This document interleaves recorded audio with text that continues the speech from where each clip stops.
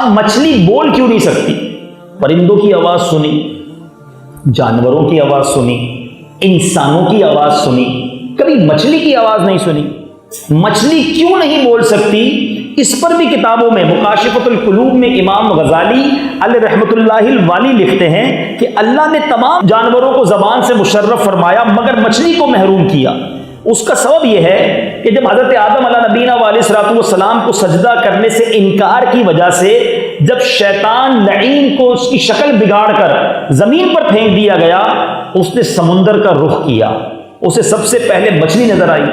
شیطان نے حضرت آدم علیہ الصلوۃ والسلام کی پیدائش کا واقعہ سناتے ہوئے یہ بھی کہا کہ وہ خشکی اور پانی کے جانوروں کا شکار بھی کریں گے۔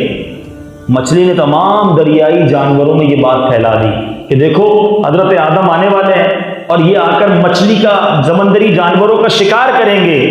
اس وجہ سے اسے بولنے کی صلاحیت سے محروم کر دیا گیا۔ مچھلی اب نہیں بولتی ہے۔ اچھا، اب یہ تو ہو گئی کچھ دلچسپ معلومات۔ اب ایک عاشق رسول کا سوال یہ بنتا ہے کہ کیا مچھلی سنت ہے؟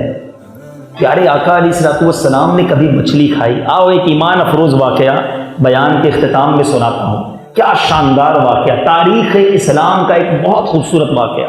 حضرت سیدنا جابر بن عبداللہ رضی اللہ تعالی عنہ فرماتے ہیں کہ رسول اللہ صلی اللہ تعالی علیہ وسلم نے ہمیں کفار قریش کے مقابلے میں بھیجا، ایک جنگ کے لیے بھیجا۔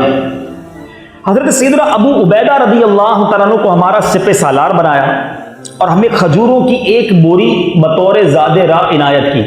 پورے لشکر کو ایک کھجور کی بوری دی کہ یہ تمہارے لیے کھانے کے لیے سامان ہے، اس کے سوا کوئی چیز نہیں تھی۔ حضرت ابو عبیدہ ہمیں روزانہ ایک ایک کھجور دیتے، ہر سپاہی کو ایک کھجور ملتی کھانے کے لیے، پورا دن اسی سے گزارا کرنا ہوتا۔ تو کہا گیا کہ آپ ایک کھجور سے کیسے گزارا کرتے؟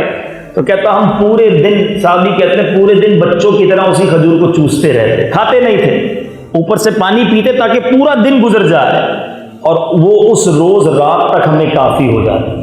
ایسے گزارے ہیں دن صحابہ نے۔ تھوڑا کھانا کم ہو جائے، تھوڑی مچھلی شکار کم ہو، تھوڑا کاروبار میں کمی ہو جائے، موڈ آف ہو جاتا ہے نا، مجھے اللہ نے دیا ہی کیا ہے، چھوٹا سا گھر ہے، میرے پاس کچھ گاڑی بھی نہیں ہے، میرے پاس پلاٹ بھی نہیں ہے، میں پیچھے رہ گیا۔ سنو، جو نبی پاک کے ساتھی تھے پورا دن ایک کھجور پہ گزارا کرتے، شکوہ نہیں تھا، زباں پر شکوے رنجو علم لایا نہیں کرتے، زباں پر شکوے رنجو علم لایا نہیں کرتے، نبی کے نام لیوا غم سے گھبرایا نہیں کرتے۔ اب کیا ہوا؟ کہتے پورا دن گزر جاتا، ہم اپنی لاٹھیوں سے درختوں کے پتے گراتے اور انہیں پانی میں بھگو کر پتے کھاتے۔ اس کے بعد یہ دن گزرتے گئے، کہتے ہم ساحل سمندر پر پہنچے، وہاں ہمیں ٹیلے کی مانند بہت بڑی مچھلی نظر آئی اور جسے امبر کہا جاتا ہے۔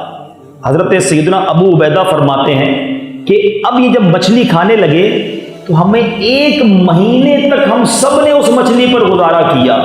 ہم 300 آدمی تھے، مہینہ بھر مچھلی کھاتے رہے، وہ مچھلی پوری نہیں ہوئی، ہم تگڑے ہو گئے، فربا ہو گئے۔ ایسی مچھلی تھی کہ پورا مہینہ کھایا جاندار ہو گئے۔ کہتے مجھے یاد ہے کہ ہم اس کی آنکھ کے گھڑے کے اندر سے مٹکے بھر بھر کر چربی نکالتے تھے۔ ایک آنکھ اتنی بڑی تھی اس کی کہ اس کے اندر سے مٹکے بھر بھر کے چربی نکلتی تھی۔ فرمایا اس مچھلی سے بیل جتنے بڑے بڑے ہم ٹکڑے کاٹتے تھے، اتنی بڑی مچھلی۔ اس مچھلی کی ایک آنکھ کا حلقہ اتنا بڑا تھا کہ 13 آدمیوں کو، سنیے گا آپ نے بھی مچھلیاں دیکھی ہوں گی مگر یہ دیکھو صحابہ کرام کو کیسی مچھلی ملی کہ 13 آدمی اس آنکھ کے حلقے میں بیٹھے تو سارے کے سارے سما گئے۔ ایک آنکھ اتنی بڑی تھی کہ 13 بندے بیٹھ گئے اس کے اندر۔ اچھا، فرماتے اس کی ایک پسلی کو کمان کی طرح ہم نے کھڑا کیا تو اس پر ایک بڑے اونٹ سامان کے ساتھ، کجاوے کے ساتھ اونٹ گزارا تو وہ اونٹ گزر گیا۔ اتنی بڑی اس کی پسلی تھی۔ اس سے اندازہ کریں کیسی غیبی مدد مسلمانوں کی ہوئی۔ کہتے ہیں ہم نے خشک اس کے اوپر گوشت کاٹ کر اپنے ساتھ بھی رکھ لیا۔ جب ہم مدینہ منورہ پہنچے، نبی پاک علیہ الصلوۃ والسلام کی بارگاہ میں آئے، اس مچھلی کا ذکر کیا۔ اللہ کے حبیب نے فرمایا یہ رزق اللہ تعالیٰ نے تمہارے لیے پیدا فرمایا، اللہ کی طرف سے تھا، کیا تمہارے پاس اس کا کچھ گوشت ہے؟ پیارے آقا پوچھتے ہیں تو حضرت ابو عبیدہ نے کچھ گوشت سنبھال کر رکھا تھا، نبی پاک نے وہ مچھلی کا گوشت لیا، آپ نے بھی اسے تناول فرمایا۔ تو اس کا مطلب مچھلی کھانا سنت ہے، جب کھائیں تو سنت کی نیت سے کھائیں۔ اب اس واقعے سے کیا سیکھنے کو ملا؟ بیان اب اختتام کی طرف لے جا رہا ہوں، بہت سارے شرعی مسائل بھی سنیں، اب درس لے کر جانا۔ ایک تو مشکل وقت میں ہمت نہیں ہارنی، تکلیف میں صبر کا دامن نہیں چھوڑنا۔ مشکلیں آئیں گی، پریشانیاں آئیں گی، مگر ان پریشانیوں میں اللہ کی رضا پر راضی رہنا ہے۔ ہمیشہ یاد رکھیں، زندگی میں اگر مشکل آئے، اگر آپ کو لگتا ہے میں پیچھے رہ گیا ہوں، اپنے سے پیچھے والے کو دیکھو نا۔ آپ گھر میں ہو، کچھ لوگ جھونپڑی میں ہیں، جو جھونپڑی میں ہے وہ یہ دیکھے کچھ لوگ روڈ پہ سوتے ہیں، جو روڈ پہ سوتا ہے وہ دیکھے کچھ لوگ جیلوں میں ہیں۔ میں آزاد تو ہوں، آپ جتنے میرے بھائی، آپ جیسی زندگی گزارنے کا لوگ خواب دیکھ رہے ہیں۔ اب آپ کہیں گے کمال کی بات کر رہے ہیں مولانا صاحب، بٹ جزیرے میں رہتے ہیں، کون خواب دیکھ رہا ہے بھائی؟ شہر سے دور۔ اللہ کے بندو، تم سارے چل کر ادھر آئے ہو، کئی ایسے ہیں جن کے پیر ہی نہیں ہیں۔ آج آپ سب اپنے گھر جا کر سوئیں گے، کئی ایسے ہیں جو اس وقت ہاسپٹل کے بستر پر سوئے ہوئے ہیں۔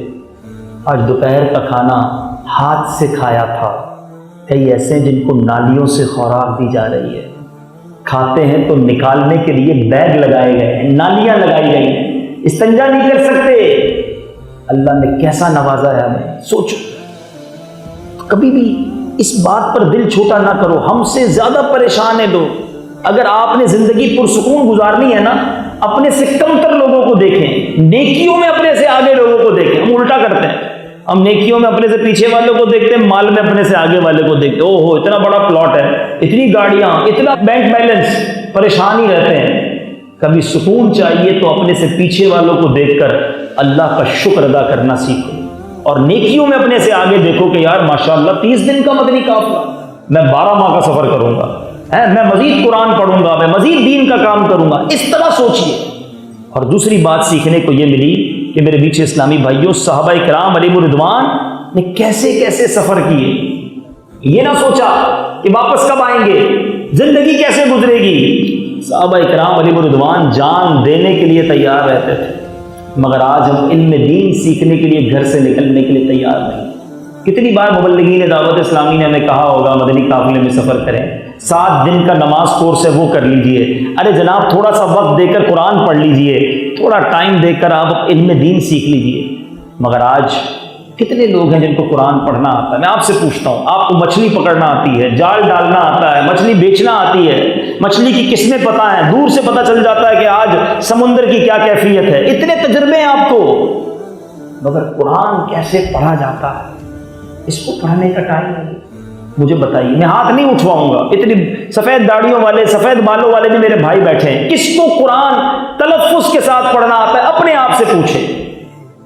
اور پھر قرآن پڑھتا کتنا ہے؟ پورا دن موبائل کے ساتھ گھنٹوں گزرتے ہیں، دوستوں کے ساتھ پان کی دکان پر گھنٹوں گزر جائیں گے۔ سوچئے نا، اگر انسان کا ذہن ہو کہ میں نے وقت کو استعمال کرنا ہے۔ آج کل آپ کو پتا ہوگا موبائل کمپنیاں ایک میسج کرتی ہیں کہ جناب آپ کا 70% ڈیٹا یوز ہو گیا ہے، 80% بیلنس ختم ہو گیا ہے، اب پیسے ڈالوا لیجیے۔ آتا ہے نا میسج، آپ کا موبائل کا بیلنس ختم ہونے والا، یا تو میسج آتا ہے، فون آتا ہے، بیلنس ختم ہونے والا ہے بھائی، پیسے ڈلوا لو ورنہ بند ہو جائے گا موبائل۔ یہ تو میسج آتا ہے، لیکن زندگی کا کوئی میسج نہیں آئے گا کہ جناب 90% زندگی گزار لی، اب 10% رہ گئی ہے، توبہ کر لیں، اب آخری 15 دن رہ گئے، عبادت کر لیں، آخری 5 دن رہ گئے، سجدے میں وقت گزار لیں، آج آخری دن ہے، اللہ اللہ کر لیں۔ نہیں، صبح انسان گھر سے نکلتا ہے، گھر والوں کو کہہ کر جاتا ہے شام کو آؤں گا، یہ والا کھانا بنا کر رکھنا، یہ والے کپڑے استری کر کے رکھنا۔ کپڑے بھی پڑے رہتے ہیں، کھانا بھی پڑا رہتا ہے، اور جنازہ آتا ہے۔ ہوتا ہی نہیں ہوتا ایسا؟ آپ خود حیران ہو جاتے ہیں کہ یار صبح ملاقات ہوئی تھی، شام جنازہ، دوپہر ہمارے ساتھ کھانا کھایا، رات قبر میں۔ ایسا ہوتا ہی نہیں ہوتا؟ پھر اس وقت یہ خیال کیوں نہیں آتا کہ میرے بارے میں بھی ایسا ہی لوگ کہیں گے، یار ہمارے ساتھ تھا، کل صبح میرے ساتھ تھا اور رات اس کی قبر میں گزری ہے۔ میرے بیچ اسلامی بھائیوں، یاد رکھیں، اچانک موت آئے گی، اور مرنے کے بعد جو ہے نا، بندہ کہے گا اللہ کی بارگاہ میں یا اللہ واپس بھیج دے سجدہ کر لوں گا، واپس بھیج دے عبادت کروں گا، واپس بھیج دے 2 رکعت نفل پڑھنے کا موقع دے دے، اس کے بعد کوئی موقع نہیں ملے۔ آج ہے زندگی، آج سانسیں ہیں، آج قرآن سیکھ لو۔ قرآن مرنے کے بعد قبر کو روشن کرے گا، قرآن بندے کی شفاعت کرے گا۔ اب میں سمجھتا ہوں یہاں بہت سارے لوگ وہ ہیں جو پڑھے لکھے نہیں ہیں، لیکن کسی کے ذہن میں یہ خیال آئے کہ کیسے قرآن پڑھیں۔ کمال ہے دعوت اسلامی کا، صرف مسئلہ نہیں بتاتے، دعوت اسلامی والے حل بھی بتاتے ہیں۔ آپ پڑھنے والے بنے، دعوت اسلامی والے پڑھائیں گے آپ پہلے ذہن بنا لیں کہ میں کیسا مسلمان ہوں، مجھے قرآن پڑھنا نہیں آتا، مجھے قرآن پڑھنے کا ٹائم نہیں ہے، یہ کیسی زندگی ہے؟ سوچئے نا۔ آ جاؤ نا، بہترین لوگوں میں بن جاؤ، تھوڑا تھوڑا روز قرآن پڑھو، تھوڑا تھوڑا سیکھو، اور سیکھ جاؤ تو اپنے گھر والوں کو سکھاؤ۔ اور صرف قرآن نہیں، نماز سیکھنی ہے، وضو سیکھنا ہے، غسل سیکھنا ہے، تو پلیز خدا را اپنی آخرت کی فکر کیجئے۔ میں مسلمان ہوں، مجھے نیک اعمال لے کر جانا ہے، اللہ کو راضی کر کے جانا ہے، ایمان والی موت لے کر جانا ہے، تو اس کے لیے اللہ کی عبادت والی زندگی گزارو۔ آمین بجاہ النبی الامین صلی اللہ علیہ وسلم۔